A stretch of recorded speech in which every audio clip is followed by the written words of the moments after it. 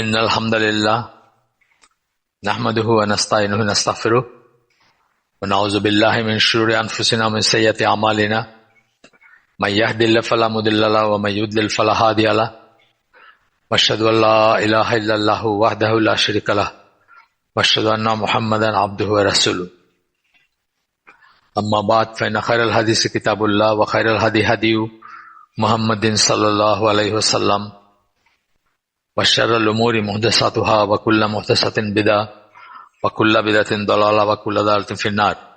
আসসালামু আলাইকুম ওয়া রাহমাতুল্লাহি ওয়া বারাকাতুহু। আমরা একটা বই ধরে পড়তেছি, দুনিয়া, the believer's prison and the disbeliever's paradise. বইটার নাম দুনিয়া, the believer's prison, the disbeliever's paradise. এই হাদিসটা ওয়েল নোন, অনেক কটা ভার্সন আছে। তা এই বইয়ে এটা একটু পরে আসছে আবু হুরায়রা রাদিয়াল্লাহু আনহু বর্ণনায়। যে হাদিসটা সেটা হচ্ছে তিরমিজির হাদিস এবং সহিহ হাদিস। সেটার ল্যাঙ্গুয়েজটা, the world is a prison for the believer and a paradise for the unbeliever. এটা হচ্ছে হাদিসের ভাষ্যটা আর কি। আল্লাহ রাসূল সাল্লাল্লাহু আলাইহি ওয়াসাল্লাম বলেন, আবু হুরায়রা বর্ণনায় আসছে, আল্লাহ রাসূল সাল্লাল্লাহু আলাইহি ওয়াসাল্লাম বলেন যে এই পৃথিবী হচ্ছে বিশ্বাসীদের জন্য একটা প্রিজন বা কারাগার এবং অবিশ্বাসীদের জন্য বা কাফেরদের জন্য জান্নাত বা প্যারাডাইস। আচ্ছা, পরে আসবে এটা আরো এই প্রপার, মানে আরো কয়েকটা ভার্সন আছে। যাই হোক, আমরা গতদিন যেখানে শেষ করছিলাম তারপর থেকে শুরু করবো ইনশাল্লাহ। গতদিন আমরা আলাস্তু বিরাব্বিকুম যে আয়াতটা আছে ওটা পড়ছিলাম, সূরা আরাফ 172 নম্বর আয়াত, ওইখানে শেষ করছিলাম আমরা।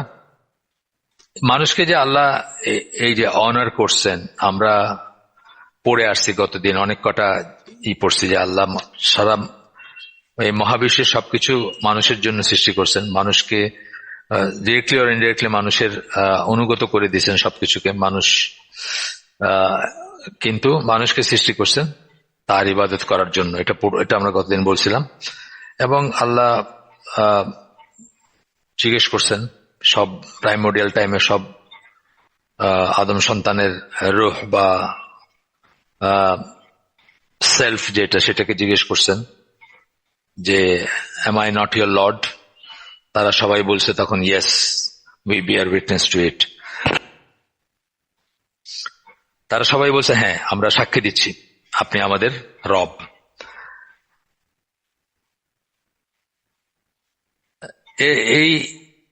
এইসব মানে যে অনার আদমকে দিছিলেন আল্লাহ এবং আদম সন্তানদের ইন টার্নস, তা সত্ত্বেও বা আদমকে সবকিছুর ইনফরমেশন দিছিলেন, নাম শিখাইছিলেন, জ্ঞান দিছিলেন, যে জন্য ফেরেশতাদের সিজদা করতে বলছিলেন। কিন্তু তা সত্ত্বেও ইবলিস কি করলো?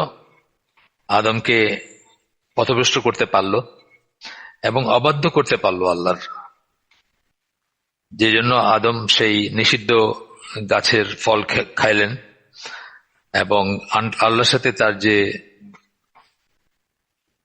তার যে বোঝাপড়া হয়েছিল, আল্লাহ তাকে যা যা করতে বলছিলেন অথবা যা নিষেধ করছিলেন সেগুলা তো ভঙ্গ হয়ে গেল। মানে সেই জিনিসটা আর তিনি রাখতে পারলেন না। সূরা তাহার 115 নম্বর আয়াতে আসছে, we contracted with Adam before, আদম বা অ্যাডাম ইংরেজিতে, যাই হোক, but he forgot, কিন্তু তিনি ভুলে গেছিলেন। we found in him no firm resolve, দৃঢ়তা দেখি নাই আমরা তার ভিতরে। আল্লাহ বলতেছেন আদম সম্বন্ধে দৃঢ়তা নাই। আপনাদেরকে আমি বলছি যে ইনসান যে শব্দটা, সেটা তিনটা ইম্পোর্ট বা তিনটা মিনিং বের করে। প্রথমটা হচ্ছে সে ভুলে যায়, প্রথম মিনিংটা হচ্ছে সে ভুলে যায়। দ্বিতীয় মিনিংটা হচ্ছে সে তাড়াহুড়া করে এবং তৃতীয় মিনিংটা হচ্ছে সে একা থাকতে পারে না, সে লোনলি ফিল করে, একা থাকতে পারে না সে। এই তিনটা ইম্পোর্ট, এই তিনটা আসে, এই তিনটা সেন্স আসে যখন আপনার ইসের কথা বলা হয়, মানে ইনসান কথাটা যখন বলা হয়, মানুষের যে নামটা আর কি আরবি ভাষায়। এরপরে এই একই সূরা তাহার 118, 119 নম্বর আয়াত কোট করতেছেন, যেখানে আল্লাহ বলতেছেন, Adam disobeyed his Lord and became misled. আল্লাহর অবাধ্য হইলেন আদম এবং পথভ্রষ্ট হয়ে গেলেন। আল্লাহর অবাধ্য হইলেন এবং পথভ্রষ্ট হয়ে গেলেন। But afterwards his Lord chose him and turned to him and guided him. কিন্তু পরবর্তীতে তার প্রভু তাকে, টার্ন টু হিম কথাটার মানে হচ্ছে তওবা অ্যাকচুয়ালি। আর তওবা কথাটার লিটারাল মিনিং হচ্ছে টু টার্ন টু। তো আল্লাহ তার দিকে ফিরলেন, অর্থাৎ তাকে অনুগ্রহ করলেন, হ্যাঁ, মাফ করে দিলেন তাকে, কান্নাকাটি করলেন আদম, মাফ করে দিলেন তাকে, এবং তাকে যদিও বহিষ্কার করলেন জান্নাত থেকে, পৃথিবীতে পাঠিয়ে দিলেন, কিন্তু তাকে গাইড করার ব্যবস্থা করে দিলেন, তার জন্য হেদায়েতের রাস্তা, হেদায়েতের ব্যবস্থা করলেন। হেদায়েত মানে পথ নির্দেশনা, তাকে ডুজ এন্ড ডু নটস ঠিক করে দিলেন। পরবর্তী অনওয়ার্ড তার সন্তান সন্ততি কিয়ামত পর্যন্ত যারা আসবে তাদের জন্য। আচ্ছা, এরপরে বলতেছেন পৃথিবীতে উনি নেমে আসলেন আদম এবং হিউম্যান রেস, তার থেকে আমরা, এবং আমরা ফিতনার ভিতর পতিত হইলাম, অর্থাৎ struggle, life is all about test, একটা কথা বলি না আমরা, স্ট্রাগলের ভিতর পতিত হইলাম। এই স্ট্রাগলটা আমাদের করতে হইতো না হয়তো যদি আদম আলাইহিস সালাম আল্লাহর অবাধ্য না হইতেন। এটা একটা সেন্স আসে, যদি আমরা এভাবে বলবো না যে এটা না হলে এটা হইতো না, এরকম বলা উচিত না। কিন্তু আল্লাহ তো সবই জানতেন, এগুলা আগে থেকে জানতেন যে এই ঘটবে। এবং তাকে মানুষ কি করলো, মানে মানে আদম আলাইহিস সালাম এখানে আসার পরে, এবং আমরা যারা আছি, আমাদেরকে রিজিকের সন্ধান করতে হবে। যদিও আগে এই স্ট্রাগলটা ছিল না, এটাই বলতে যাচ্ছেন এই লেখক, যে আগে স্ট্রাগলটা ছিল না, অবাধ্যতার ফলে আমরা এই স্ট্রাগলে পতিত হইলাম। এরপরে সূরা বাকারা 36 নম্বর আয়াত কোট করতেছেন, বলতেছেন, we said descend as one another's enemies. নেমে যাও, পতিত হও, নেমে যাও, পৃথিবীতে নেমে যাও, দুনিয়াতে নেমে যাও একে অপরের শত্রু হিসাবে। একে অপর মানে শয়তান এবং আদমের কথা বলা হচ্ছে এখানে। শয়তান ফোরফাদার অফ, মানে ম্যান ইজ টু আদম, জিন ইজ টু শয়তান, এই কথাটা আমরা বলতে পারি। এটা নিয়ে পড়াশোনা আছে, আপনারা চাইলে পড়তে পারেন। ডক্টর ওমরুল লস্করের কথা আমি বলছি আগে, 8টা বইয়ের আকিদা সিরিজ আছে, তার ভিতর একটা devils and jinn, the world of devils and jinn, এটা আছে আর কি। তো এখানে এই সম্বন্ধে ইসলামী আকিদা কি হবে বা ইগুলা কি, ইসলামী বিশ্বাসগুলা কি, সেটা ডিটেলস আলাপ আছে, আপনারা কেউ চাইলে সাইড লাইনে পড়তে পারেন। You shall have residence on the earth and enjoyment for a time. একটা সময় পর্যন্ত আমরা এখানে, এটা আমাদের বাসস্থান। ইউ বলতে জিন ইনসান দুটোই বোঝাচ্ছেন, অথবা শয়তান বা ইবলিস এবং আদম দুজনকেই বোঝাচ্ছেন। on the earth and enjoyment for a time, এবং একটা সময় পর্যন্ত তোমরা এগুলা উপভোগ করতে পারবা, পৃথিবীর নিয়ামত, পৃথিবীর সব। কিন্তু তারপরে এই লেখক আমাদেরকে রিফ্লেক্ট করতে বলতেছেন, তাদাব্বুর যেটাকে আমরা বলি বা পন্ডার যেটাকে বলি, একটা আয়াত কোট করতেছেন, সূরা 3, লাকাদ খালাকনাল ইনসানা ফি আহসানি তাকওয়িম, we created man in the finest mould, মানে বেস্ট অফ দ্য বেস্ট, যা হইতে পারে সেইভাবে মানুষকে তৈরি করছেন। ডেফিনেটলি বোঝাই যাচ্ছে যে এর আগে আমরা যে পড়ে আসলাম, এর আগের চ্যাপ্টারে, যে পৃথিবীর সবকিছুকে আল্লাহ মানুষের অনুগত করে দিয়েছেন বা মানুষের সেবায় দিয়েছেন, ডিরেক্টলি অর ইনডিরেক্টলি সবকিছুকে সৃষ্টি করছেন মানুষের জন্য। এটা বিরাট অনার, এবং সেরকম করেই মানুষকে পারফেক্ট করে বানাইছেন আল্লাহ, যে সেটা ডিজার্ভ করে, অথবা তার সেই মাস্টারি থাকবে, বা তার সেই থাকবে, তার সেই গ্রিপ থাকবে সবকিছুর উপর, সবকিছুকে সে নিয়ন্ত্রণ করতে পারবে। জাস্ট দুনিয়াতেই দেখেন যে কত বড় বড় জন্তু জানোয়ার, আপনি একটা বোয়িং 787 এর কথা চিন্তা করেন, একটা মেশিন, কিন্তু কি বিশাল কর্মকাণ্ড, একটা মানুষ সেটা কন্ট্রোল করতেছে, একটা পাইলট বা কো পাইলট যাই বলেন। আবার জন্তু জানোয়ারের ভিতর দেখেন যে বাজারে সবচেয়ে বড় 5 লক্ষ টাকা দামের শার্টটা আধা ঘন্টার ভিতরে চপটফ এবং বা পরের আধা ঘন্টার ভিতরে চুলায় রান্না হচ্ছে আর কি। মানে আমি বলতেছি সব দিকে, মানে এই জগতের কথা যদি বলেন, জীবজন্তুর কথা বলেন, মানুষ যেভাবে কন্ট্রোল করা শিখছে তার চেয়ে অনেক অনেক বড় জন্তু জানোয়ার, হাতি বলেন বা কুমির বলেন, এগুলো লার্জ অ্যানিমালস, বা গন্ডার বলেন, কিন্তু সবকিছুকেই নিয়ন্ত্রণে রাখার, বন্দি করার, নিজের মতো করে পরিচালনা করার একটা উপায় মানুষ বাইর করছে। হ্যাঁ, মানুষের শ্রেষ্ঠত্ব কিন্তু এখানেই। এই এই যে আহ, এই যে এই যে মানুষের সুপিরিয়রিটি, মানুষ সবকিছুর উপরে মানুষের যে অবস্থান, সেটার কথা বলতেছেন এই লেখক। তারপরে বলতেছেন যে আহ, আহ, এরপরে বলতেছেন যে যখন মানুষকে এখানে এখানেই করে দেওয়া হলো, পৃথিবীতে নামায় দেওয়া হলো, এখানে অনেক অনেক রকম পসিবিলিটিজ আছে, অনেক কিছু পাওয়ার, চাওয়ার বা স্ট্রাগল করার আছে, কম্পিটিশনের ব্যাপার আছে। একদম ডে ওয়ান থেকেই ধরেন আদমের ছেলেদের ভিতরেই কম্পিটিশন ছিল, বা একে অপরকে মানে করার, হিংসা করার বা প্রতিযোগিতা করার একটা সেন্স ছিল। এবং তারপরে বলতেছেন যে সুম্মা রাদাদনাহু আসফালা সাফিলিন, পরের একটা আর কি, then reduced him to the lowest of the low. Lowest of the low কেন বলতেছেন? যখন মানুষ আহ, আপনার ইসে ছিল, একটা একটা সেন্স বলতেছেন যে একটা একটা এসে বলতেছেন যে মানুষের হায়ার লাইফে ছিল, আলোতে ছিল মানুষ, আহ প্রয়োজনের ঊর্ধ্বে ছিল, তারপরে সংকীর্ণতার ঊর্ধ্বে ছিল, পঙ্কিলতার ঊর্ধ্বে ছিল, নোংরা ব্যাপার স্যাপার ছিল না। সেখান থেকে এই লোয়ার লাইফ, মানে দুনিয়ার কথা লোয়ার লাইফ বলতেছেন। এটা পরে আমরা পড়বো। দুনিয়া শব্দটা একটা সেন্স হচ্ছে যে লোলি, যেটা যেটা নিম্ন স্তরের, সেরকম একটা সেন্স আমরা পরে পড়বো ইনশাল্লাহ। সেখানে সে আসলো এবং একটা একটা অর্থ বলতেছেন এটার, মানে এই এই যে আয়াত দুটা পড়লাম সেটার একটা অর্থ বলতেছেন যে এই সেন্সটা আসে। আবার আমরা অন্যত্র দেখছি যে এটাও আসে যে মানে মানুষকে আল্লাহ শ্রেষ্ঠ করে বানাইছেন, তারপরে সে যখন খারাপ কাজে যুক্ত হয়, শিরক করে, কুফর করে, তখন সে লোয়েস্ট অফ দ্য লোতে পরিণত হয়। আচ্ছা, যাই হোক, সেটা আমরা আমাদের ডিসকাশনের ব্যাপার না। তো তারপরে বলতেছেন যে এই এই দুনিয়াতে নেমে আসলো সে, যেটা একটা লোয়ার ওয়ার্ল্ড, একটা স্ট্রাগলের জায়গা, লোভের জায়গা, হিংসার জায়গা, প্রতিযোগিতার জায়গা, আহ আরো আরো অনেক রকমের মানে চ্যালেঞ্জেস আছে এখানে। তো বলতেছেন যে সে কিন্তু তার জন্য তার দরজা খোলা থাকলো, সে যেন আবার সেই আগের মর্যাদায় ফিরে যেতে পারে, অর্থাৎ জান্নাতে যে মর্যাদায় এসেছিল সেই মর্যাদায় ফিরে যাওয়ার জন্য তার রাস্তা খোলা থাকলো।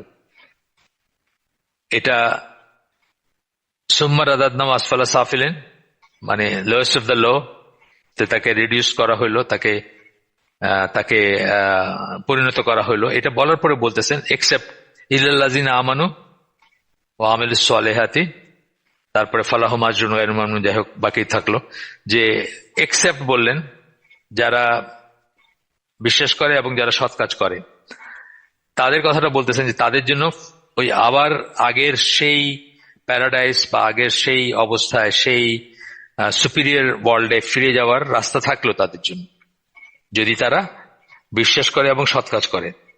এই যে ফিরে যাওয়ার রাস্তাটা, এই এই ফিরে যাওয়ার রাস্তাটা বলতেছেন the door of return is open to people who fulfil this conditions but not to everyone. এই কন্ডিশন গুলা যারা যারা ফুলফিল করবে তাদের জন্য ফিরে যাওয়ার, অর্থাৎ যেখানে সে অরিজিনাল ছিল জান্নাতে ফিরে যাওয়ার রাস্তাটা খোলা থাকে, কিন্তু সবার জন্য না। এই কন্ডিশনাল এটা হয়ে গেল। The return to paradise is a journey of purification in which only mu'minun, the believers, are successful. এই যে আবার যেখান থেকে আসছিল সে, সে যে জান্নাত থেকে আসলো, পতিত হইলো লোয়ার ওয়ার্ল্ডে, সেখান থেকে আবার জান্নাতে ফিরে যাওয়ার রাস্তাটা খোলা থাকলো, কিন্তু আনকন্ডিশনাল না, সবার জন্য না, কেবলমাত্র মুমিন বা বিশ্বাসী যারা তাদের জন্যই রইলো, এটা তাদের জন্যই খোলা থাকলো পথটা, অবিশ্বাসীদের জন্য না। মানুষ হইলেই যাওয়া যাবে না, এই এই সেন্সটা। এরপরে এরপরে বলতেছেন যে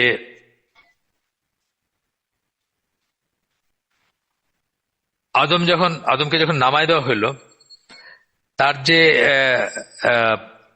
সুপিরিয়রিটি ছিল, তার যে রাজত্ব ছিল বলতে পারেন, রিজেন্টশিপ বলতেছেন, রাজা, একটা রাজা রাজা ভাব ছিল না, যে সবকিছুকে তার অধীনস্থ, সবকিছুকে তাকে শিখিয়ে দেওয়া হলো, তাকে জান্নাতে রাখা হলো, ফেরেশতারা তাকে সেজদা করলেন।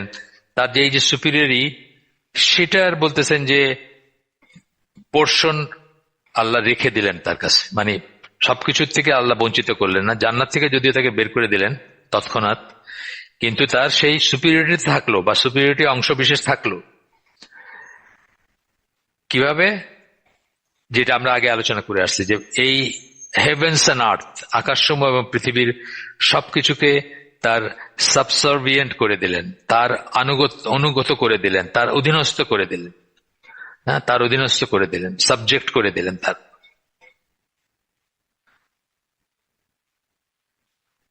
এরপরে বলতেছেন, আমরা যেটা আগে আলোচনা করে ফেলছি অলরেডি, যে হি সাবজেক্টেড, আল্লাহর কথা বলতেছেন, আল্লাহ subjected other creatures to him, সবাইকে আমাদের অধীনস্থ করে দিলেন, so that he might devote himself to fulfilling a most sublime goal. সবকিছু, এই যে সবকিছুকে অধীনস্থ করলেন কেন, সেটার পিছু একটা বলতেছেন, যে তাকে সৃষ্টি করার একমাত্র যে উদ্দেশ্য, সেটা যেন সে ফুলফিল করতে পারে বলে সূরা জারিয়াত 51 নম্বর সূরা 56 নম্বর আয়াতটা কোট করতেছেন, যেটা আমরা বহুবার বলছি এখানে, ওমা খালাকতুল জিন্না ওয়াল ইনসা ইল্লা লিয়াবুদুন, আমি মানুষ এবং জিনকে কেবলমাত্র আমার ইবাদত ছাড়া আর কোনো কারণে সৃষ্টি করি নাই। আচ্ছা, গেল। এরপরে বলতেছেন যে এই সৃষ্ট বস্তুর ইগুলা বলতেছেন, স্টেপস গুলা বলতেছেন, বা অর্ডারটা বলতেছেন, বিন্যাসটা বলতেছেন, যে mineral, vegetable and animal kingdom and then mankind. Mineral হচ্ছে খনিজ বস্তু, ভূগর্ভে থাকে, মাটির নিচে থাকে, পানিতে থাকে, বা ইত্যাদি ইত্যাদি। মিনারেলস বলতে আপনার বোঝেন খনিজ বস্তু, যেটা যেটা আমাদের সবাই নিউট্রিশনের জন্য দরকার হয়। প্রাইমারিলি কি, গাছগুলা। ভেজিটেবল মানে ক্লাসিফাই করতেছেন যে ভেজিটেবল কি করে, এই সমস্ত মিনারেল করে বেড়ে ওঠে, খাদ্য তৈরি করে নিজেদের। মিনারেল যেভাবে নেয়, সূর্যের আলো, পানি ইত্যাদি থেকে খাদ্য তৈরি করে। এবং সেই ভেজিটেবল কিংডমের উপর কিন্তু mainly animal kingdom dependent. Animal kingdom যেটা হয়, তারা ভেজিটেবল খায়, বা অন্য অন্য অ্যানিমেল থেকে তারা খাদ্য আহার গ্রহণ করে। এভাবে মানে ক্লাসিফাই করতেছে যে মিনারেলটা হচ্ছে একেবারে বেস লেভেল, তারপরে ভেজিটেবল, তার উপরে অ্যানিমেল কিংডম, এবং সবচেয়ে উপরে হচ্ছে মানুষ, মানুষের আন্ডারে সবকিছু। এই আর কি, মানে বলতেছেন যে পর্যায়গুলো বললেন আর কি। আচ্ছা, এরপরে বলতেছেন যে কিভাবে প্ল্যান্ট, গাছগুলা কিভাবে মিনারেল ওয়ার্ল্ড থেকে নারিশমেন্ট নেয়, আমি যেটা একটু বলছি আগে। তারপরে সেই প্ল্যান্ট বা ঘাস পাতা যেগুলা যাই বলেন, তারা আবার অ্যানিমেল ওয়ার্ল্ডের কাছে অনুগত, বা তাদের আন্ডারে অ্যানিমেলরা ধরেন খাবার করে, যেমন গরু ছাগল থেকে শুরু করে সবাই খাবারই করে এসে থেকে, প্রাইমারিলি এই প্ল্যান্ট থেকে বা গাছপালা থেকে, ফল হোক সেটা, অথবা ঘাস পাতা হোক, যাই হোক। এবং তারপরে সেই আবার সেই অ্যানিমেল আমাদের জন্য আল্লাহ অনেক হালাল করে দিচ্ছেন, যেগুলো থেকে আমরা খাদ্য গ্রহণ করি, সেই সমুদ্রের মাছই হোক, অথবা অন্যান্য প্রাণী হোক, যাই হোক। And in the same way we can see that the animals are subservient to man, মানে যাই হোক, যে আমরা বলে ফেলছি, as the Quran explains, কোরআনের কথাগুলো আল্লাহ বলছেন।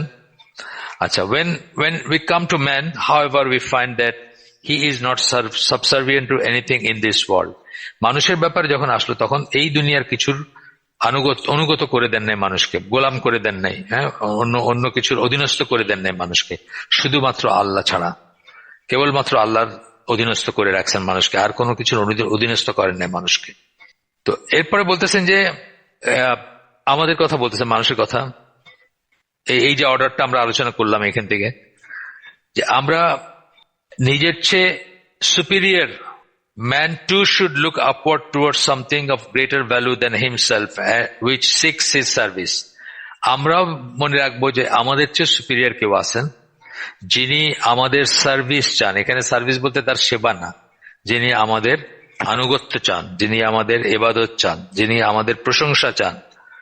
আমরা বলি না আলহামদুলিল্লাহ রাব্বিল আলামিন, আলহামদুলিল্লাহ রাব্বিল আলামিন বলি আমরা, এটা কিন্তু আল্লাহ চান, আল্লাহ তার প্রশংসা শুনতে চান। প্রশংসা একমাত্র তারই হয়, অহংকার একমাত্র তাকেই মানায়, মানে ইত্যাদি ব্যাপারগুলা, মানে এগুলা আল্লাহর ডোমেইন। আল্লাহ চান আমরা তাকে প্রেজ করি যত রকম করে পারি। এই জন্য হিস্ট্রি মুসলিমে দেখবেন একটা ছোট্ট লাইন আছে যে সবচেয়ে বড় দোয়া কি? সবচেয়ে বড় দোয়া হচ্ছে আলহামদুলিল্লাহ। দেখবেন হিস্ট্রি মুসলিমে, আমি চাইলে পেজ নাম্বারও বাইর করে বলে দিতে পারবো, সবচেয়ে বড় দোয়া হচ্ছে আলহামদুলিল্লাহ। এবং আমরা ইসে কি করি, এই যে আরাফাতের দিন আমরা যখন যাই ওকুফে হজের সময়, তখন আমরা খুব লিমিটেড টাইম পাই। ওই টাইমের ভিতরে সবচেয়ে সিগনিফিকেন্ট দোয়া কি, জিকির কি, আজকার কি? লা ইলাহা ইল্লাল্লাহু ওয়াহদাহু লা শারীকা লাহু লাহুল মুলকু ওয়া লাহুল হামদু ওয়া হুয়া আলা কুল্লি শাইইন কাদির। আপনি খেয়াল করেন, এটা কিন্তু সমস্তটাই আল্লাহর প্রশংসা কিন্তু, এবং এটাই হচ্ছে মানে আল্লাহকে সন্তুষ্ট করার যত ওয়ে আছে তার ভিতরে একটা শর্টকাট ওয়ে বা খুব এফেক্টিভ ওয়ে। আল্লাহ তার প্রেজ শুনতে চান, আল্লাহ চান মানুষ তার অনুগত হোক, আল্লাহ চান মানুষ তাকে প্রশংসা করুক। এই কথাগুলো বললেন আর কি এখানে। আচ্ছা, এরপরে এসে এখানে আবার সূরা জারিয়াতের 22-23 নম্বর আয়াত কোট করতেছেন। এখানে ছোট্ট করে মাঝখানে বলছেন যে এই রিজেকের কথা বলছেন, যে রিজেক নিয়ে চিন্তা করার কোনো কারণ নাই, রিজেক নিয়ে চিন্তা করার কোনো কারণ নাই। রিজেক আসমান থেকে আসে, রিজেকের পিছনে আমরা জীবনটা কালাতিপাত করার, মানে জীবনটা শেষ করে দেওয়ার কোনো কারণ নাই। সেটা ইসের থেকে আসে, আসমান থেকে আসে, আল্লাহ সেটা ব্যবস্থা করে রাখছেন। এরপরে এখানে কোট করতেছেন সূরা জারিয়াতের 22-23 নম্বর আয়াত, যেখানে বলতেছেন আল্লাহ, your provision is in heaven, তোমাদের প্রভিশন, তোমাদের রিজেক হচ্ছে আকাশে, আসমানে, and what you are promised, এবং তোমাদেরকে যা প্রমিস করা হয়েছে তার ভিতরে। এরকম সূরা তালাকের আয়াতে আছে বা অন্যত্র আসছে যে যা কিছু এই মহাবিশ্বে খাবারের মানে খাবারের দরকার, প্রভিশনের দরকার, যত রকম প্রাণী আছে তার সবকিছুর প্রভিশনের ব্যবস্থা আল্লাহ করে রাখছেন।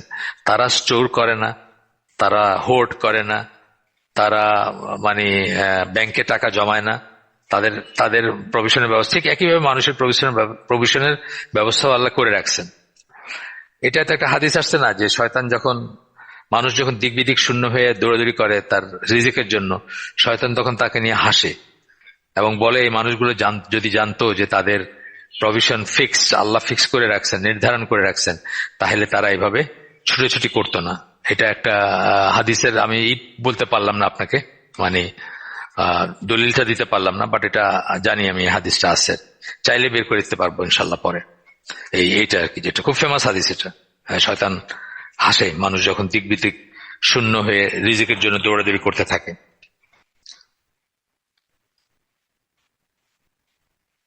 এরপরে বলতেছেন যে মানুষ সবচেয়ে হাইয়েস্ট উদ্দেশ্যে মানুষকে এই পৃথিবীতে পাঠানো হয়েছে, সে তার সৃষ্টিকর্তা এবং রবের ইবাদত করবে এবং তাকে বাকি সবার উপরে দেওয়া হয়েছে, কর্তৃত্ব দেওয়া হয়েছে। তো is it proper for a master to change into a slave? এই যে মাস্টারি দেওয়া হয়েছে মানুষকে, সবকিছুর উপরে যে কর্তৃত্ব দেওয়া হয়েছে, তার কি স্লেভ হওয়া বা কৃতদাস হওয়া সাজে? অর্থাৎ তার কি এই সৃষ্ট জিনিসের দাসত্ব করা অথবা সৃষ্ট জিনিসের কাছে মানে বন্ধক থাকা বা বাধিত থাকা বা আষ্টেপৃষ্ঠে বাধা পড়া কি সাজে তার?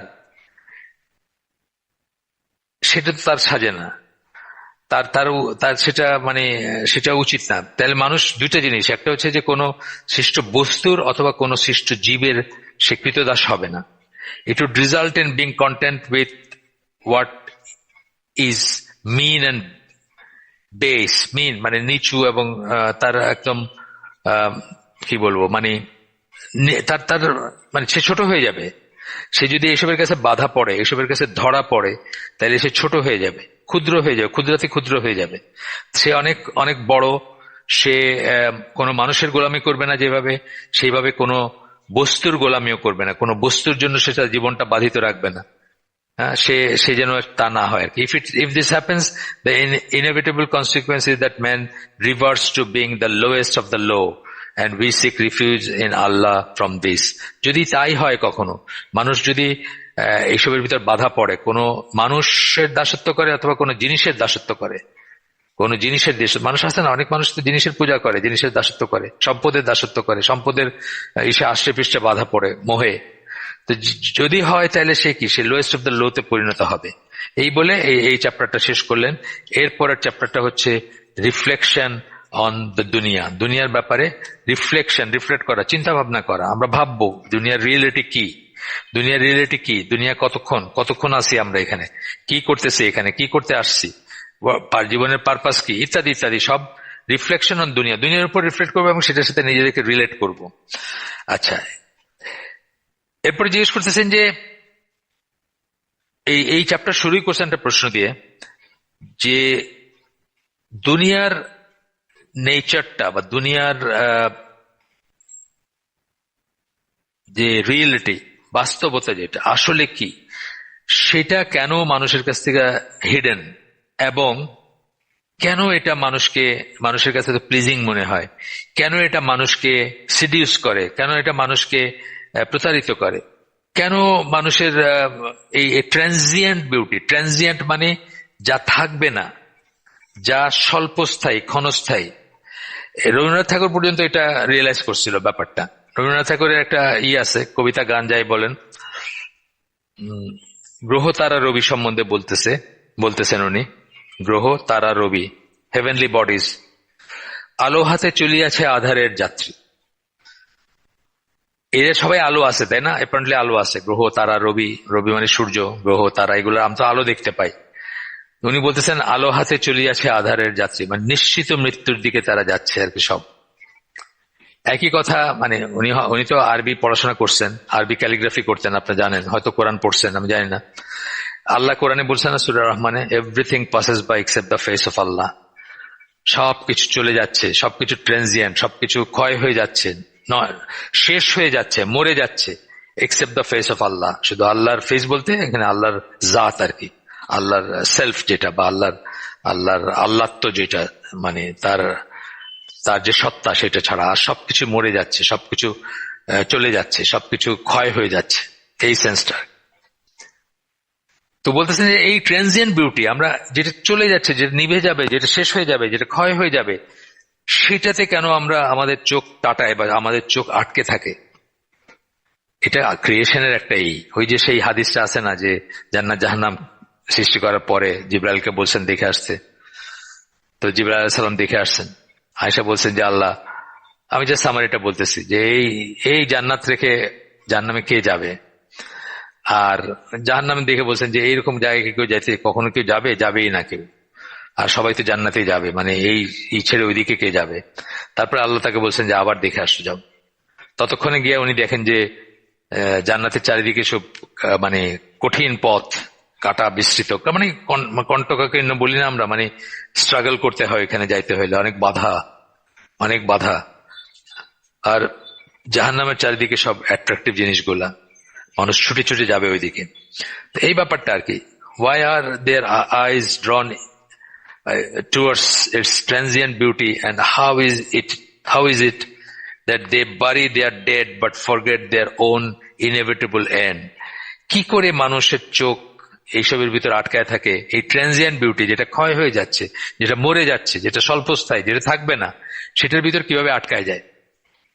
এবং এটা খুব ইম্পর্টেন্ট একটা কথা বলছেন। এই কথাটা আসলে এই জন্য আমি গতদিন কি আপনাদের বললাম কিনা আমি জানি না, আমার মনে হয় বলছি গতদিন, যে আপনারা এই মাইয়াত বলে আর কি, অনেক সময় আমাদের সিলেটি ভাষায় মাইয়াত বলে, মাইয়াত বলে, মানে মত যাদের হয়েছে বা যার হয়েছে, সেসব ইসে যাবেন, সেসব রিচুয়ালস গুলাতে যাবেন, গোসল করানো যদি পারেন, যদি আপনার জ্ঞান থাকে, গোসল করানো, কাফন পরানো, কবর খোঁড়া, কবরে নামানো, এগুলোতে পার্টিসিপেট করবেন। এই কথাটা এখানে প্রশ্ন করতেছেন, how is it that they bury their dead but forget their own inevitable end. কি করে পারে মানুষ যে তাদের যারা মৃত তাদেরকে তারা কবর দিতেছে অথচ নিজের ইনএভিটেবল মানে অপরিহার্য অপ্রতিরোধ্য যে পরিণতি সেটাকে তারা ভুলে থাকে। আসলে তো নেক্সট ডে আমরা ভুলে যাচ্ছি। এটা আমরা বলছি না যে একটা সাহাবীদের সাথে আমাদের একটা বড় ডিফারেন্স। সাহাবীরা যখন কারো জানাজায় যাইতেন বা কবরে মানে বাড়িয়াল যেটাকে বলি সেখানে যখন যাইতেন তখন তারা খুব কান্নাকাটি করতেন, এবং সেই কান্নাকাটি নিজের জন্য করতেন, যে মারা গেছে তার জন্য না। আমরা গেলে উল্টাটা করি, আমরা যে মারা গেছে তার জন্য কাঁদি, তার সন্তান বা স্ত্রীকে আমরা সান্ত্বনা দেই যে কি করবেন, সবাইকে একদিন যাইতে হবে, কিন্তু নিজেরটা নিজে বুঝি না কিন্তু। এবং আপনাদেরকে বলছি যে আমি বহু বহু বড় বড় মজলিসে টেস্ট করে দেখছি, যে আমি বোধহয় বললাম গতদিন, তাই না, if I am not wrong, গতদিনই বোধহয় বললাম যে বহু বড় বড় মজলিসে আমি টেস্ট করে দেখছি যে মানুষ সেটার ব্যাপারে না, সেটার ব্যাপারে মানে নিজের ডেথের ব্যাপারে কনসাস না বা রেডি না, বা মানে এটাকে রিয়েলিটি মনে করে না। আপনাদের বলছি বোধহয় গতদিন। তো যাই হোক, এরপরে বলতেছেন যে বেশিরভাগ মানুষ ডেস্টিনেশন হচ্ছে মানে far remove from the grave, মানে ঈশ্বর থেকে, আপনার কবর থেকে অনেক অনেক দূরে তাদের চিন্তা ভাবনা, ওই কবরের পসিবিলিটিটা তারা আসে না। এবং আমি তো বলছি যে মানুষ অনেক সময় ঠাট্টা বিদ্রুপ করে, যারা কবরের কথাটা বলেন, মৃত্যুর কথা বলেন, তাদেরকে ঠাট্টা বিদ্রুপ করে। আমি এই দেশে শুনছি একটা ইসলামী জনগোষ্ঠী বা একটা ইসলামিক দল, তারা আরেকটা দলকে টিজ করতেছে অথবা বিদ্রুপ করতেছে, বলতেছে যে ওনারা তো আসমানের উপরে আর জমিনের নিচে নিয়ে চিন্তা করেন, জমিনের উপরে কি করে বাঁচবেন এটা নিয়ে ওনাদের কোনো সলিউশন নাই। অর্থাৎ আসমানের উপরের মানে আল্লাহর কথা বলেন বা জান্নাতের কথা বলেন বা জাহান্নামের কথা বলেন, আর জমিনের নিচে মানে কবরের কথা বলেন, কিন্তু দুনিয়ায় কি করে মানুষ বাঁচবে সেটার কোনো সলিউশন দেন না। এই কথাটা মানে ধরেন বিদ্রুপ করে না বললে হয়তো এমনি বলা যেত যে দুনিয়াতেও আমাদের লাইফটা কিভাবে আমরা আল্লাহর সন্তুষ্টিতে কাটাবো সেটা ডিফাইন করা উচিত, কি করা উচিত। কিন্তু এনারা যারা টিজ করেন তারা বলতে চাচ্ছেন যে এনারা দুনিয়ার যে উন্নতি আছে, টেকনোলজি, সায়েন্স, এগুলোর প্রতি কোনো ইন্টারেস্ট নাই তাদের, তারা শুধু ওইসবের কথা বলেন। দুনিয়াতে মানুষ তো বাঁচতে হবে, উন্নতি লাভ করতে হবে, সমৃদ্ধ হইতে হবে ইত্যাদি নিয়ে কোনো কথা বলেন না। এইভাবে বিদ্রুপ করেন আর কি, একটা জনগোষ্ঠী আরেকটা জনগোষ্ঠী বিদ্রুপ করেন আর কি। যাই হোক, এরপরে বলতেছেন দ্য ওয়ার্ড দুনিয়া is derived from an Arabic root meaning low. এটা আমি একটু পড়ে শোনাই, দুনিয়ার সেন্সটা কিসে কিসের থেকে আসছে, ল্যাঙ্গুয়েজের ইসের থেকে আমি একটু পড়ে শোনাইতেছি আপনাদেরকে ইনশাআল্লাহ। আচ্ছা, দুনিয়া refers to the worldly life as opposed to the akhirah. আখিরাত, hereafter, তার বিপরীতে জাগতিক জীবনের কথা বলা হয় দুনিয়া যখন বলি। এটার যেটা মানে দাল নুন ওয়াও এখান থেকে আসছে আর কি। তিনটা ইসে সাধারণত তিনটা, বেশিও হতে পারে, রুট লেটার থাকে, সেখান থেকে আসছে। তো এর কোর মিনিং গুলা বলতেছেন নিয়ারনেস, ক্লোজনেস। খেয়াল করেন, নিয়ারনেস নৈকট্য একটা, ক্লোজনেস লোলিনেস। লোলিনেস মানে নিচু, নিম্ন শ্রেণীর, নিম্ন ওই যে আমরা বলছি না যে হায়ার ওয়ার্ল্ড বলতে জান্নাত, লোয়ার ওয়ার্ল্ড বলতে দুনিয়া, সেই সেন্সে লোলিনেস or something that is near in time or space, অথবা যেটা আমাদের নিকটবর্তী। আচ্ছা, এরপরে আরো বেশ কিছুই আছে আপনার। inferior also connotes lower or inferior life in rank and permanence. lower, inferior, নিকৃষ্ট, এই সেন্সটাও আসে। ঠিক আছে, অনেক কটা কথা বললাম। আদনা যে শব্দটা, আদনা একটা শব্দ আছে, সেটার একটা মিনিং এই দুনিয়ার থেকেই বা দুনিয়ার রুট থেকে আসছে। দুনিয়ার যে তিনটা আপনাদের বললাম, দাল নুন ওয়াও, সেখান থেকে আসছে। আপনার inferior, lower or inferior life in rank and permanence compared to eternal life. একটা হলো র্যাঙ্ক, অবস্থান, মর্যাদায় নিচু, খারাপ, লোয়ার মানে নিকৃষ্টতর, আর একটা হচ্ছে পার্মানেন্স মানে স্থায়িত্বের দিক দিয়েও সে ইনফিরিয়র বা lower with respect to eternal life. Eternal life মানে যে অনন্ত জীবন, যেটা আখেরাতের অনন্ত জীবন, সেটা। আদনা কথাটা বলছেন নিয়ারার, লোয়ার, বেসার। নিয়ারার, লোয়ার নিকটবর্তী মানে নিকটতর, লোয়ার নিম্নতর, বেসার বেস ইনস্টিংক্ট বলি না আমরা, একদম নিকৃষ্ট এটা বলি। আর এই মোটামুটি ভাবে অনেকখানে কোরআনে ব্যবহার হয়েছে এইগুলা। আমরা যেটুক পারলাম একটু বললাম আপনাদের জন্য। তো এরপরে বলতেছেন যে এই যে ডিসেন্ট নামায় দেওয়া হইল কাকে? আদমকে। ইন্টার্ন আমরা সবাই, বাই এক্সটেনশন আমরা সবাই, আমাদেরকে নামায় দেওয়া হইল। Descent in turn means abasement and insignificance. এটা যখনই বলে আমরা নামায় দেওয়া, যখন কথাটা বলি তখন কিন্তু আমরা সবসময় মানে ইনফিরিয়র সেন্সটা আমাদের বা ইনসিগনিফিকেন্স জিনিসটা আমাদের মাথায় কাজ করে আর কি, বা আসে। এরপরে যে নিয়ারনেস এর কথা বলতেছেন, নিয়ারনেস বলতেছেন যেটা আমরা বললাম যে আপনার মানুষ সেটাকে দেখতে পায়, সেটাকে ধরতে পায়, সেটার ফলাফলগুলো সরাসরি দেখতে পায়।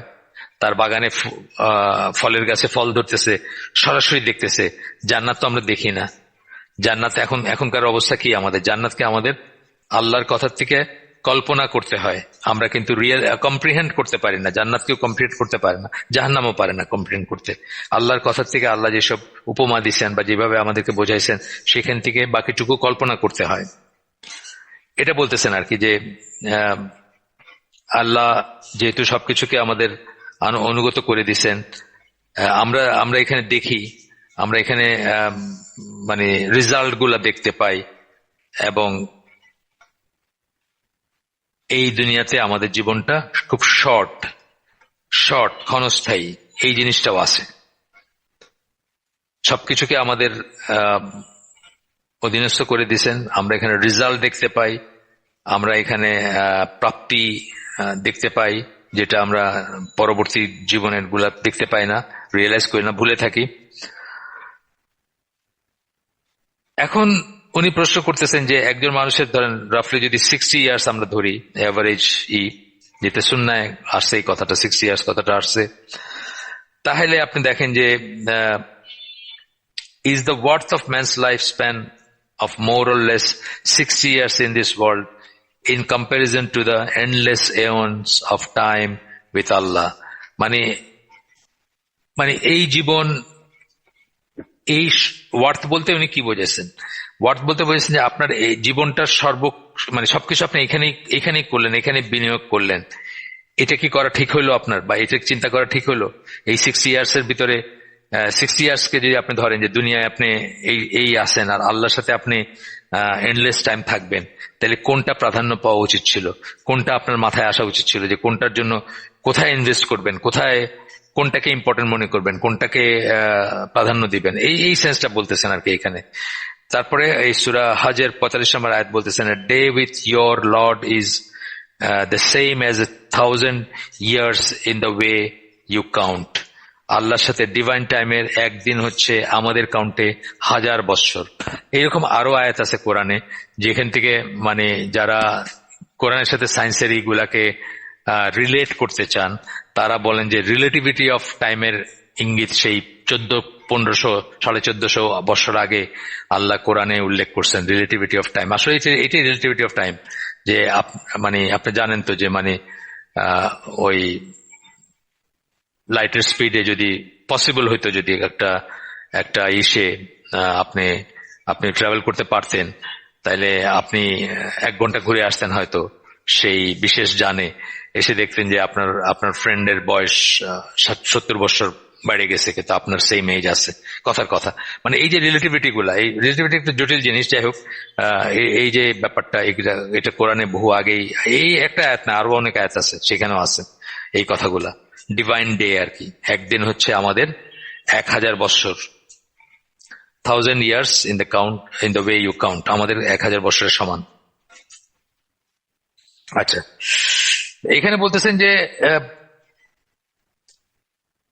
আমরা আমাদের যে 60 বছরের লাইফ যেটা বলতেছেন, অথবা এটা যদি 120 ইয়ার্স হয় সেটা বলতেছেন, এটা নেগলিজেবল, মানে আল্লাহর কাছে যে টাইম আমরা থাকবো বা যে টাইমের ব্যাপার সেই তুলনায় বা এটার সাথে কোনো তুলনা হয় না। এটা তো বলতেছেন যে 30 জেনারেশনের সমান আর কি, 30টা জেনারেশনের সমান আপনার 1000 বছর, যেটা আর কি 30 জেনারেশন। এখানে কোথায় জানি বলছেন আমি, হ্যাঁ এই যে টাইম ইজ 30 হিউম্যান জেনারেশনস, যে ওই এক দিন আর কি ওইখানকার। আচ্ছা, তো বলতেছেন যে এটা এত কম, এত ইনসিগনিফিক্যান্ট, এত ছোট, এত ক্ষণস্থায়ী, তারপর বলতেছেন যে এইখানে আমাদের জীবন যেটা, সেটাতে একমাত্র ইম্পর্টেন্ট জিনিস হচ্ছে আমাদের ঈমান, এবং আমরা কি আমাদের অ্যাকশন এই লাইফে যেটুকু সময়ে যা করতেছি, যে কাজকর্ম করতেছি, সেগুলোর জন্য যে আমাদের অ্যাকাউন্টেবিলিটি, আমাদেরকে জব দিয়ে করতে হবে, আল্লাহর সামনে একা দাঁড়াইতে হবে, এই জিনিসগুলো বুঝলাম কিনা, এটাই হচ্ছে একমাত্র ইম্পর্টেন্ট জিনিস। এই ক্ষণস্থায়ী অত্যন্ত ছোট্ট এই সময়ের জীবনে আমরা এই দুইটা জিনিস বলতেছেন ইম্পর্টেন্ট আর কি, যে আমাদের কি আমাদের ঈমান এবং আমাদের অ্যাকাউন্টেবিলিটি সম্বন্ধে আমাদেরকে জব দিয়ে করতে হবে, এই ব্যাপারে আমরা কনসিয়াস কিনা, অ্যাওয়্যার কিনা, আমরা আমরা আমরা মনে রাখি কিনা, এই জিনিসগুলো বলতেছেন। আচ্ছা, এরপরে আর অনেক কথা আছে, আমরা একটু স্কিপ করে যাবো ইনশাল্লাহ। যে এখানে বলতেছেন যে আমরা হয়তো পড়াশোনা করছি অনেকে, এইসব নিয়ে অনেক গবেষণা আছে, অনেক ডকুমেন্টারি আছে। আপনাদেরকে গতদিন বলছি যে হারুন ইয়াহিয়া, যদিও উনি মানুষটা এখন জেলে আছেন এবং বেঁচে আছেন আমার যতদূর জানা, আদনান ওক্তার ওনার আসল নাম, টার্কিশ অরিজিনের ছিলেন, একজন বিলিয়নের ছিলেন, অনেক পয়সা খরচ করছেন উনি, কিন্তু ওনার অনেক ডেভিয়েশনও ছিল, যে জন্য জেলে আছেন এখন। কিন্তু উনি অনেক সায়েন্টিস্ট হায়ার করছিলেন, বা অনেক ওই মানে বিজ্ঞান পড়াশোনা করা মানুষকে হায়ার করে অনেক ভিডিও, বই ইত্যাদি পাবলিশ করছিলেন, অনেক ভিডিও বানাইছিলেন। তো সেখানে এই যে এখন যে কথাটা বলবেন, যে আপনার ইসের কথা বলতেছেন, যে পিঁপড়ার কথা বলতেছেন, যে পিঁপড়ার যে একটা ওয়ার্ল্ড আছে, তাদের যে একটা জীবন আছে, তাদেরকে দেখবেন কত বিজি ভাবে তারা যে কোনো জায়গায় যেখানে পিঁপড়ার সমাগম, সেখানে দেখবেন যে কেবলমাত্র যাইতেছে আসতেছে, কিছু যাইতেছে কিছু আসতেছে, কিছু মনে হবে যেন কিছু মেসেজ পাঠায়, বলতেছে কোনো একটা মেসেজ দিতেছে যে এই করো না, ওইদিকে যাও না, এইদিকে যাও না, এরকম করো, বা ওইখানে বিপদ আছে, বা এখানে খাবার আছে। আসলেও কিন্তু এরকম, আপনার যদি এই যে এইসবের উপর যে ডকুমেন্টারি গুলো আছেন যদি দেখেন, খুবই অ্যামেজিং, অকল্পনীয়, যে কত ডিসিপ্লিন একটা ফোর্স বা একটা ক্ল্যান যখন থাকে পিঁপড়ার, তাদের ভিতরে কত ডিসিপ্লিন, কত কি বলবো প্রোঅ্যাক্টিভ সব ব্যাপারগুলা, কিভাবে তারা ঘর বানায়, কিভাবে তারা মাটির ঢিবি থেকে তাদের ওয়ার্ল্ড মানে স্টোর রুম বানাইতেছে, সেখানে খাদ্য করে রাখতেছে। আপনার চোখে দেখলে আপনার চোখে মানে মনে হবে যে এতটুকু জায়গার ভিতরে, মানে আপনার হয়তো এক মুঠো মাটি দিয়ে তারা মাটির ভিতরে এক মুঠো মাটি আপনার যেটা, সেটার ভিতরেই তাদের পুরো সাম্রাজ্য। অথবা আপনি একটা লাথি মারলে যেটাকে গুঁড়া করে দিতে পারবেন, সেই ভিতরে কিন্তু তাদের সমস্ত কর্মকাণ্ডগুলো চলতেছে, একটা ওয়ার্ল্ড ফুল অফ আর কি অ্যাকশন বলতে পারেন আপনি, চলতেছে তাদের ভিতরে। তো এরপরে বলতেছেন যে মানে এমনকি দেখা গেছে যে তাদের টাউন ভিলেজের ডিজাইন অনেক সময় যে মানুষের ইসের চেয়ে সুপিরিয়র, মানে আমাদেরটা তাদের তুলনায় অনেক ব্যাপারে হয়তো মানে কেউ আর্গু করতে পারেন যে আমাদের তাদের চেয়ে ইনফিরিয়র ওই সেন্সে আর কি। কিন্তু আমাদের কাছে এটা কি, এটা কিছুই না, তাই না? মানে আমাদের পয়েন্ট অফ ভিউ থেকে যে আমরা দেখি, এটা কিছুই না। মানে একটা বাচ্চা খেলতে গিয়ে যেটুকু মাটি জড়ো করে বা বালু জড়ো করে, তার চেয়েও কম ইসের ভিতরে, স্পেসের ভিতরে এই আয়োজন এবং এত কিছু, এত কর্মকাণ্ড চলতেছে, তাহলে এটা মানুষের সাথে পিঁপড়ার তাও একটা প্রপোর্শন হয়। এখন আল্লাহর সাথে মানুষের কোনো প্রপোর্শন নাই। কিন্তু আমি বলতে পারবো না, পিঁপড়ার ধরেন আমি বলতে পারবো যে আপনি 1,00,000 গুণ বড় পিঁপড়ার চেয়ে, কথার কথা। আমি কিন্তু এটা বলতে পারবো না যে আল্লাহ আমার চেয়ে 1,00,000 গুণ বড়। না, আল্লাহর সাথে আমার কোনো প্রপোর্শন নাই। তাহলে আল্লাহর চোখে এই আমাদের লাইফটা কত কত ইনসিগনিফিকেন্ট আসলে। মানে আমরা যখন ব্যস্ততা দেখাচ্ছি, 1 মিনিট সময় নেই আমাদের নামাজ পড়ার জন্য। মানে আমার একটা ওই যে আমার কিছু ভিডিও লাগায় একটা গ্রুপ আছে, পারমিশন নিছে আমার, দাওয়া বলে একটা গ্রুপ আছে, আমি যদিও তাদের কাউকে চিনি না। তো ওইখানে এই মুহূর্তে একটা ভিডিও লাগানো আছে ফেসবুকে। অফকোর্স আমি এটা বলিও না কাউকে, জানো, ফেসবুকের দিকে আমি কাউকে ডাকতে চাই না, বাট যাদের অলরেডি ফেসবুক আছে তারা হয়তো চাইলে দেখতে পারেন। আমি বলতেছি না যে এটার জন্য আপনার ফেসবুক ইউজ করেন, no, at all, not at all আর কি। তো সেখানে আমি একটা ঘটনা বলছিলাম যে কাজের জন্য নামাজকে ডিলে করা অথবা নামাজের বিকল্প ব্যবস্থা করা, সেটা নিয়ে বলতে গিয়ে আমি কিন্তু আমার নেক্সট অফ কিন দুইজনের কথা, মানে প্রায় নেক্সট অফ কিন আর কি, আমার আপন মামার কথা বলছি একখানে, আরেকখানে আমার আপন মামাতো ভাই এবং তার ওয়াইফের কথা বলছি। আমার আপন মামাতো ভাই এবং তার ওয়াইফ ফ্লোরিডায় কোন একটা শহরে অ্যামাজনে চাকরি করে। এই গল্পটা আমি বলছি এখানে। কি যে গালিগালাজ করতেছে আমারে আমেরিকায় থাকা, কানাডায় থাকা মানুষজন। আহারে, আমি নাকি মিথ্যাবাদী, আমি নাকি না জানি না বলছি, আমি নাকি আমার কোনো আইডিয়াই নাই, হুজুর তো কোনো আইডিয়াই নাই। আল্লাহ তাআলা তো আমাকে কম করে 50 বার আমেরিকায় নিছে, কম করে 50 বার গেছি আমি আমেরিকায়। কিন্তু তাদের দেখলে, মানে গালিগালাজ দেখলে মনে হবে আমি বোধহয় কোন জঙ্গল থেকে, অ্যামাজন থেকে বাইরে হয়ে আসছি। আমার মামাতো ভাই এবং তার বউ আমার কাছে জিজ্ঞেস করছে যে তারা অ্যামাজনের একটা, মানে এখন জঙ্গলের অ্যামাজন না, মানে ওই অ্যামাজন আর কি, আপনার এই যে হোম ডেলিভারি সার্ভিস আছে না, অ্যামাজন বই থেকে শুরু করে সবকিছু, জেফ বেজোসের অ্যামাজন আর কি, সেটার কোন একটা ব্রাঞ্চে কাজ করে ফ্লোরিডায় কোথাও কোন একটা শহরে। তো তারা আমাকে ফতোয়া জিজ্ঞেস করছে। প্রথমটা জিজ্ঞেস করছে যে বসে নামাজ পড়লে হবে নাকি। এটা জিজ্ঞেস করার কারণ হচ্ছে ওখানে নামাজ পড়াটা একটা অড জিনিস। আপনি উঠা বসা করবেন নামাজ পড়া, লাঞ্চ ব্রেকে আর কি, খুবই অড লাগবে সবার কাছে। এই জন্য জিজ্ঞেস করছে যে বসে নামাজ পড়া যাবে নাকি, মানে চেয়ারে বসেই মনে মনে নামাজটা পড়বে আর কি। আরেকটা জিজ্ঞেস করছে জোহর আসর জমা করে পড়তে পারবে কিনা। তা আমি বলছি, যা বলার বলছি, যে এই কাজ ছেড়ে দেওয়া উচিত। যেখানে আপনাকে মনের নামাজ পড়তে হয়, মানে চেয়ারে বসে থাকবেন আপনি, প্রিটেন্ডিং যে আপনি বসে আছেন, কিন্তু মনে মনে আপনি নামাজ পড়তেছেন, মনের নামাজ, আর সেজদা করতেছেন, করতেছেন, সবই মনে মনে ইশারায় করতেছেন। আপনি তো আর পঙ্গু না, আপনি তো ডে এন্ড ডে আউট এটা করতে পারেন না। আরেকটা হলো জোহর আসর জমা করে, জোহর আসর জমা করে বিশেষ কারণে কখনো করতে হইতে পারে, করতে পারেন আপনি, কিন্তু এটা তো একটা প্র্যাকটিস হইতে পারে না। তা আমি বলছি যে দুইটার জন্যই ওয়াহি নাজিল হইতে হবে, যদি দুইটা কেউ করতে চায় আর কি, পার্মানেন্টলি যদি করতে চায়। আমি তাদেরকে বলছি আর চাকরি ছাড়ি দিতে বলছি। এইটা ওরা বলছে ওইখানে কোন একটা হালাকায় আমি বলছিলাম, এটা ওরা লাগাই দিছে ওইখানে। আরেকটা হলো যে আমার এটা হলো আপন মামাতো ভাই এবং তার ওয়াইফের কথা বললাম, বড় মামার ছেলে এবং তার ওয়াইফ ফ্লোরিডায় থাকে তারা। আর আমার ছোট মামা নিউ ইয়র্কে ব্রঙ্কসে থাকেন। ওনার কথা একটা গল্প বলছি, যে উনি আমাকে যখন প্রথম গেলাম ওনার বাসায়, সাল ভুলে গেছি আমি, খুব সম্ভব 2001-এ। তো প্রথম যখন ওনার বাসায় গেলাম, তো উনি আমাকে বললেন যে ওনার ছেলের কথা খুব গর্ববোধ করে বললেন যে সেই ছেলে তখন কলেজে পড়ে, হাই স্কুল আর কি, তারা যেটাকে হাই স্কুল বলে, সেটাতে পড়ে। তো তাকে উনি অর্ডার করছেন যে বাসায় আইসাই প্রথমেই সবকিছু করার আগে কাজা নামাজগুলো সব আদায় করে ফেলবা, মানে সারাদিন বাইরে থাকে কাজা হয়েছে যেটা আর কি। তা আমি ওনাকে বললাম যে আপনার কাছে কি ওয়াহি নাজিল হয়েছে? ওয়াহি নাজিল না হলে তো এইভাবে মানে আইসা একসাথে 4 ওয়াক্ত 3 ওয়াক্ত নামাজ কাজা পড়ার তো কোনো বিধান আমার জানা নাই। তো নামাজের কাজা বলতে অ্যাকচুয়ালি কোনো কাজাই নাই নামাজের, সত্যি কথা যে এটা কাজার কোনো কনসেপ্টই নাই নামাজের। নামাজের ব্যাপার হলো যে আপনি পাগল, অজ্ঞান অথবা শিশু, এই রকম অবস্থায় নামাজের এক্সামশন আছে, মেয়েদের একটা স্পেশাল টাইমে আছে। এছাড়া সকল অবস্থায় নামাজ পড়তে হবে, নামাজের কাজা বলতে কিছু নাই। তা আমি যুদ্ধের ময়দানে কথা বলছি, যুদ্ধের ময়দানে যেখানে শত্রু বেষ্টিত, যে কোনো সময় শত্রুরা ঝাঁপায় পড়বে আপনার উপর, সেখানেও নামাজের কাজা নেই। সেখানেও এক রো নামাজ পড়বে, পিছে এক রো পাহারা দিবে, তারপরে এই রো সরে যাবে, ওই রো এসে জয়েন করবে রাসূলের পিছনে। এটা ছিল এই গল্প, আপনারা দেখেন কাহিনী আর কি।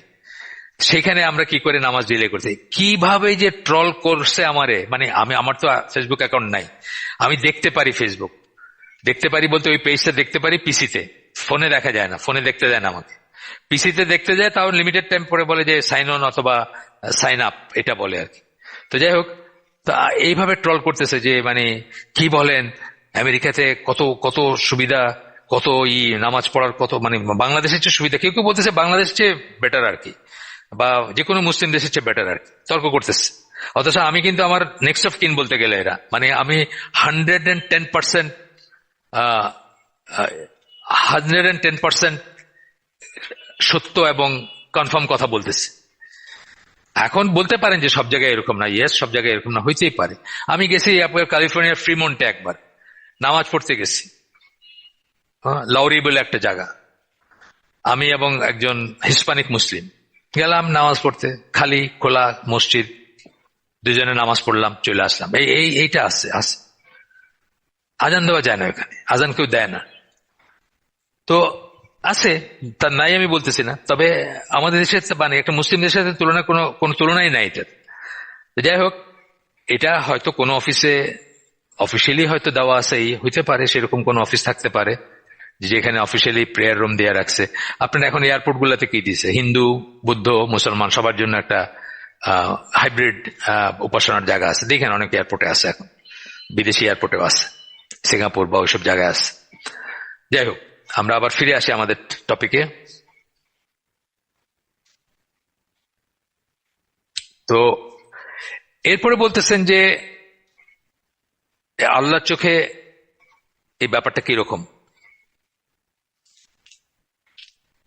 আল্লাহর চোখে এগুলা খুবই ইনসিগনিফিকেন্ট। আমরা এমনি বুঝি, আমাদের জীবন দিয়ে বুঝি, আমাদের ছেলে মেয়েরা যখন খেলে, বাচ্চা ছেলেরা বা বাচ্চা মেয়েরা যখন খেলে, 4-5 বছর বয়স, বালু দিয়ে একটা ঘর বানাইছে, পানি আনতেছে, রান্না করতেছে, খাওয়াইতেছে, আমাদের কাছে ঠিক আছে, আমরা স্নেহর বশবর্তী কিছু বলি না বা মনে করি যে এটি স্বাভাবিক, কিন্তু আমাদের কাছে কত মিনিংলেস না জিনিসগুলা, কত মিনিংলেস। জাস্ট মানুষ, আমার সাথে আমার বাচ্চার প্রপোর্শন সেখানে মিনিংলেস। তা আল্লাহর কাছে যখন আমরা ছুটাছুটি করি, যখন আমরা দুনিয়ার পিছনে জীবনটা শেষ করে দিচ্ছি, তখন সেটা কত ইনসিগনিফিকেন্ট মনে হয় আর কি। How generous our Lord is to give us example of the life of the ants and their like, to teach us the reality of our own situation. We act arrogantly in the earth, allowing our fantasies to delude us and fill us with vanity. আমরা ভুলে থাকি মৃত্যুকে, আখেরাতকে, অ্যারোগেন্টলি চলাফেরা করি পৃথিবীতে এবং মনে করি আমরা এই করব, কত রকমের প্ল্যান প্রোগ্রাম, বুর্জ খলিফা, তারপরে কেএলসিসি টুইন টাওয়ার, আরো বড় বিল্ডিং বানাইতেছে মুসলমানরা এখন, তো কত কিছু কি করি। In the sight of Allah, this world is not worth so much as a gnat swing. gnat মানে হচ্ছে মশা, GNAT, একটা মশার ইসের চেয়েও, মশার ডানার চেয়েও ইনসিগনিফিকেন্ট এই পৃথিবী এবং এতে যা কিছু আছে। যদি না হইতো তাহলে আল্লাহর কাছে যদি কোনো দাম থাকতো, মূল্য থাকতো, আল্লাহ কাফেরদেরকে কিছুই দিতেন না। এটা একটা বর্ণনায় আসছে। এরপরে সূরা জুখরুফের 43 নম্বর সূরার 33, 34, 35 নম্বর আয়াত কোট করতেছেন এখানে। আমরা এটা ইসের থেকে পড়বো, কোরআন থেকে পড়বো ইনশাল্লাহ। তো আমরা আজকের আয়োজন শেষ করে দিব। সুবহানাকা আল্লাহুম্মা বিহামদিকা আশহাদু আল্লা ইলাহা ইল্লা আনতা আস্তাগফিরুকা ওয়া আতুবু ইলাইক। আমরা যে শুনলাম তার ভিতরে ভালো কিছু শুনে থাকলে সমস্ত প্রশংসা আল্লাহর, আলহামদুলিল্লাহ। খারাপ কিছু শুনে থাকলে সমস্ত ব্যর্থতা আমার এবং সেটা শয়তানের তরফ থেকে। আল্লাহ আমাদেরকে তৌফিক দেন যা ভালো শুনলাম তার উপর আমল করার। আসসালামু আলাইকুম ওয়া রাহমাতুল্লাহি ওয়া বারাকাতুহু।